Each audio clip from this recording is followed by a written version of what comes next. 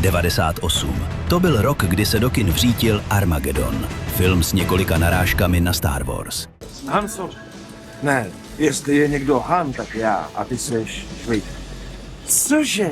Viděl jsi vůbec Hvězdný války? Jedním z jeho scénáristů byl J.J. Abrams, muž, který o 17 let později Star Wars skutečně zprasil.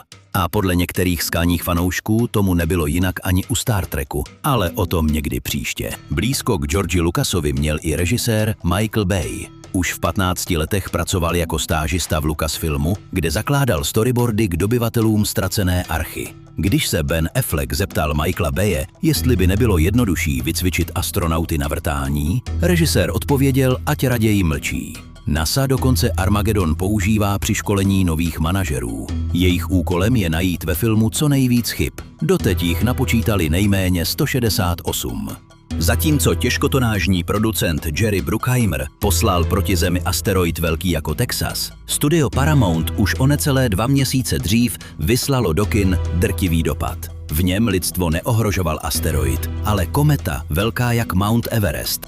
Jen pár let před premiérou skutečně došlo ke srážce komety s planetou. Úlomky komety Shoemaker-Levy 9 dopadly na Jupiter s energií odpovídající zhruba 300 milionům atomových bomb. Filmaři tedy jen změnili adresu z Jupiteru na Zemi. Ve stínu Armagedonu se dnes Drtivý dopad často mylně označuje za propadák.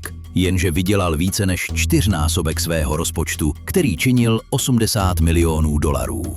V Hollywoodu se podobným dvojicím říká twin movies, filmová dvojčata. Stejné téma, stejný rok, 2 různé filmy a mnohdy i rozdílný finanční osud. 3 roky předtím, než se filmaři rozhodli zničit nejznámější světové památky, tak se rozhodl Mel Gibson zničit Anglii. Podobně jako v NASA by mohly statečné srdce promítat na fakultách historie. Podle časopisu The Times se jedná o druhý nejméně přesný historický film všech dob. Hned na 3. místě skončil Patriot. Mel Gibson se zkrátka ani podruhé nepáral s Angličany, ani s historií. Největší ironií statečného srdce je, že přezdívka Braveheart patřila ve skutečnosti Robertu Bruceovi, který byl ve filmu zobrazen jako zrádce a zbabělec. Ve stejném roce měl premiéru i Rob Roy s Liamem Neesonem. Vedle Gibsona se však téměř ztratil, i když je ve skutečnosti o 15 cm vyšší. Kvůli jeho výšce se například museli předělat kulisy ve skryté hrozbě, protože se do nich jednoduše nevešel.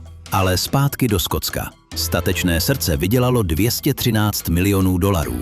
Dnes to možná nezní nijak závratně, jenže mluvíme o 3hodinovém historickém eposu s ratingem R. Rob Roy utržil 58 milionů dolarů. V kontextu nižšího rozpočtu se ale nejednalo o průšvih. Pořádným průšvihem se ale v roce 2000 staly výpravy na Mars. Jako první dorazila mise na Mars s Garym Sinisem. Stála 90 milionů dolarů, v kinech utržila 111 milionů. Svou hlavní pointu postavila na slavné tváři na Marsu. NASA ale tento útvar více než rok před začátkem natáčení vyfotila v 10krát vyšším rozlišení. Z mimozemského monumentu se vyklubal obyčejný kopec. Brian De Palma ho přesto obsadil do hlavní role. Ještě větší katastrofou byla Rudá planeta, ve které Val Kilmer bojoval o přežití s robotem.